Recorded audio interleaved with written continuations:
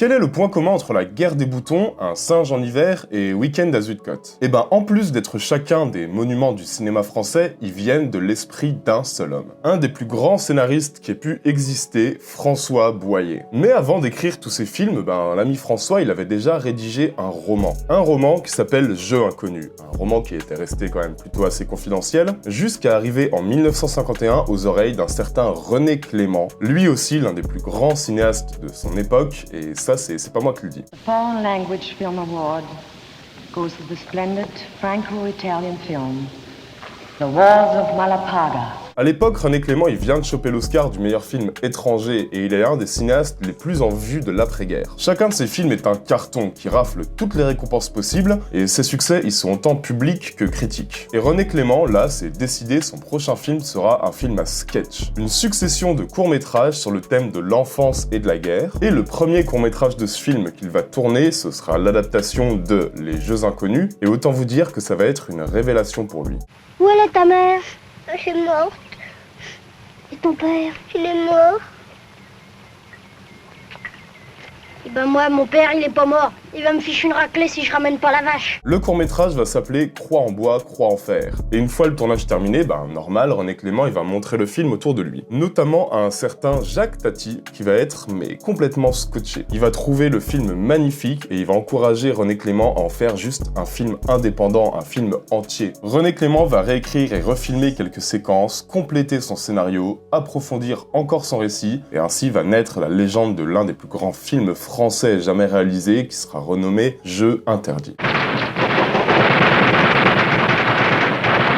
Jeux interdits, c'est peut-être mon film préféré, puisque c'était aussi celui de ma mère, avec Sur la route de Madison. Et du coup, c'est peut-être le film qui m'a le plus marqué, qui m'a le plus touché, qui en tout cas est celui qui m'a familiarisé le plus tôt avec la puissance que pouvait avoir le cinéma. L'histoire, elle est simple, on est en 1940, c'est la guerre, et l'exode a amené Paulette, une gamine de 5 ans dont les parents viennent d'être tués, chez le petit Michel, 10 ans. Dans un village loin de tout, Michel, il la découvre au bord d'un ruisseau, serre contre elle le cadavre de son chien. La gamine sera adopté par la famille paysanne et à partir de là va se lancer un conte fantastique, un véritable poème qui s'impose à mes yeux comme vraiment étant l'un des plus beaux films jamais réalisés.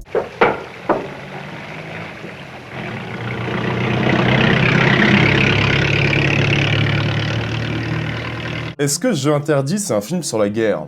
Pas vraiment. On va voir le conflit que, en fait, durant les déchirantes scènes d'introduction et de conclusion, mais pendant tout le film, on va en entendre parler, évidemment, par l'intermédiaire des adultes. En fait, pour moi, non, Jeux interdits, c'est plutôt un film sur une opposition radicale entre l'univers des adultes et celui, complètement fantasmé et complètement innocent, des enfants. Et clairement, tout le film repose sur ces deux gamins. On va vivre avec eux, on va les voir aller de l'insouciance au malsain, on va les entendre parler de la mort, on va les voir découvrir des enterrements, on va les voir voler des croix sur des cercueils. Et tout ça, ça va nous sembler presque normal, en fait, parce qu'on les comprend, voire même, en fait, parce qu'on les aime. Par exemple, regardez, dans cette scène, les gamins parlent des animaux qu'ils veulent tuer parce qu'ils aiment enterrer les animaux, parce qu'ils adorent les croix, c'est ce qu'ils trouvent magnifique et c'est ce qui rassure la gamine. Il en faudra d'autres. C'est pas ça qui manque, les taupes. Des chats, des hérissons, des lézards, des chevaux, des vaches, des serpents-sonnettes, des lions, des tigres, des gens.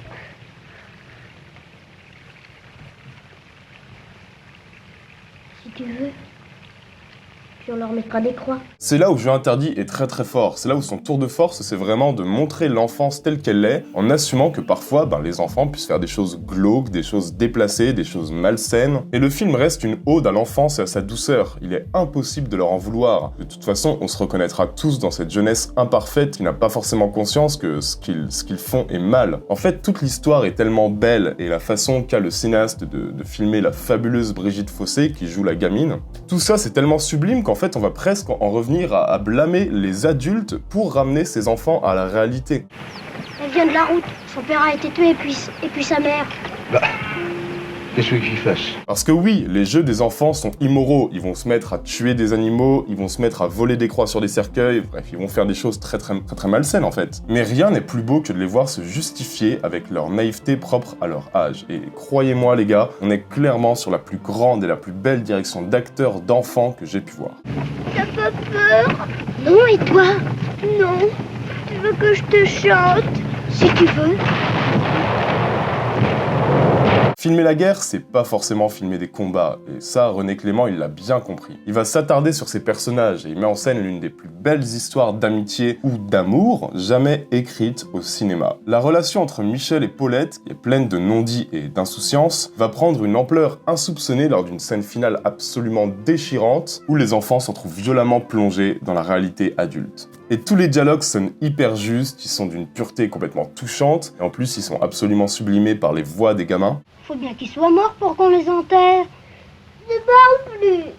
On douille. Franchement, tout l'univers rural français est juste génial, il y a un dialecte magnifique, chaque personnage est hyper développé, l'univers du film en lui-même, c'est tellement attachant, c'est assez incroyable. Et surtout qu'il y a dans l'ambiance du film quelque chose, bon, on reprendra sans doute l'excellent La Nuit du Chasseur, notamment durant cette scène de descente de rivière qui est absolument culte, vraiment cette scène, c'est complètement jeu interdit en fait. Parce qu'on retrouve cette poésie absolue que René Clément transmet par une mise en scène, bon, elle est sobre cette mise en scène, mais elle est pourtant à l'origine de certains des plus beau plan du cinéma français, quoi.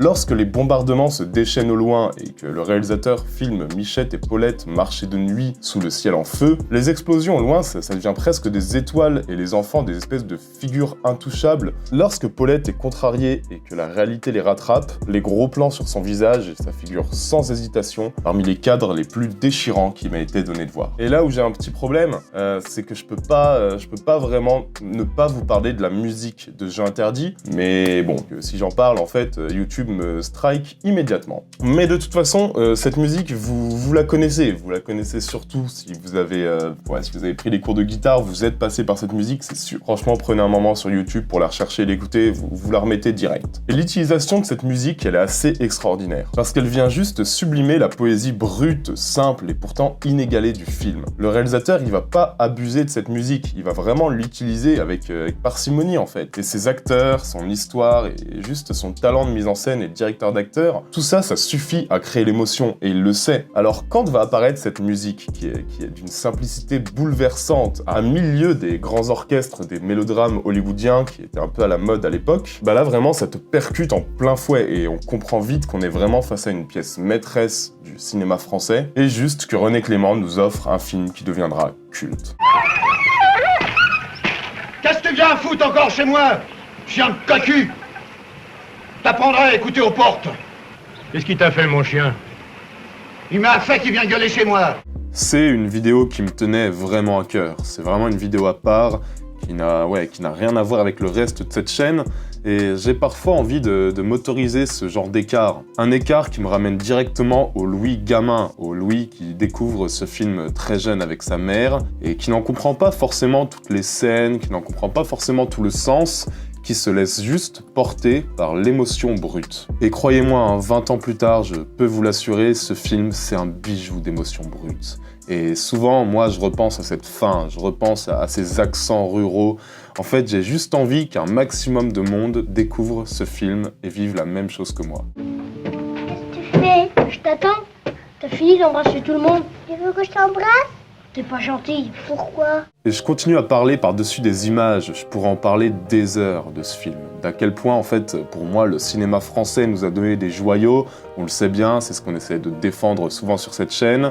C'est bien de s'en rappeler parfois avec les discours qui disent que non, le cinéma français n'a pas d'histoire ou que le cinéma français a toujours été chiant. C'est bien de s'en rappeler et de se rappeler que parmi eux, parmi tous ces joyaux, en fait, le roi, c'est Jeux Interdits. Vraiment, faites-vous une faveur, accordez-vous cette heure et demie en dehors du temps, quoi. Vous allez avoir un sourire constant aux lèvres jusqu'à cette déchirante et incroyable scène finale. Et alors, peut-être que, je sais pas, vous aussi, vous vous direz, c'est vrai que le plus beau film du monde est français.